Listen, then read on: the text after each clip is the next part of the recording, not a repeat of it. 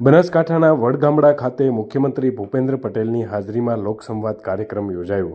લોકોની સમસ્યાઓના નિરાકરણની આપી ખાતરી। ગુજરાત સરકારના લોકાભિમુખ અભિગમ અંતર્ગત સરકારી યોજનાઓના ઘર આંગણે લોકોને યોગ્ય સમજ આપવા તેમજ ચર્ચા વિચારણા થકી ગ્રામીણ પ્રજાજનોને પ્રશ્નોના નિરાકરણ માટે મુખ્યમંત્રી ભૂપેન્દ્ર પટેલના અધ્યક્ષસ્થાને થરાદ તાલુકાના વડગામડા ખાતે રાત્રિસભા ગ્રામસભા યોજાઈ હતી, જેમાં મુખ્યમંત્રીએ ખેડૂતો, ગામ આગેવાનો, મહિલાઓ અને યુવાનો સાથે લોકસંવાદ કરી તેમના પ્રશ્નો સમસ્યાઓ સાંભળી તેના નિરાકરણ માટેની કટિબદ્ધતા વ્યક્ત કરી હતી।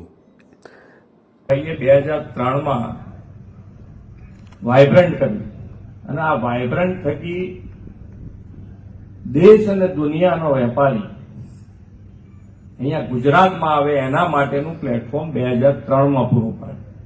આજે 2024માં આપણે 10મું વાઇબ્રન્ટ કર્યું અને આ 10મા વાઇબ્રન્ટનો ફાયદો શું થયો તમને? તો કે દુનિયાની સૌથી મોટી 500 જે કંપનીઓ છે, દુનિયાની સૌથી મોટી 500 કંપનીઓ છે એમાંથી 100થી વધુ ગુજરાતમાં છે, 100થી વધારે ગુજરાતમાં, અને ખૂબ સારી રીતે ગુજરાત એ બાબતે આગળ વધી રહ્યું છે। સોલાર, પીએમ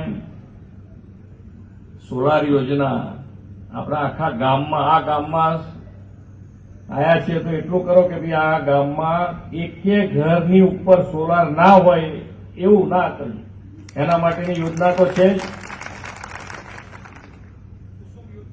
કુસુમ યોજના તો છે જ, પણ હમણાં આપણી પીએમ સૂર્યઘર યોજના જે છે એ તમે લઈ લો તો આની અંદર થઈ જાય।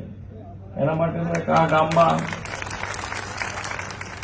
તો એ બધાના ઘરે લાગી જાય એવાનો શરૂઆત કરો એટલે ધીમે ધીમે સૌથી પહેલું આ ગામ થઈ જવું જોઈએ સોલાર માટે। એક ઘર ઉપર વીજળી ના હોય એવું ના બને। બધા સાથ આપશો ને? તો બસ તારે તૈયાર થઈ જાઓ।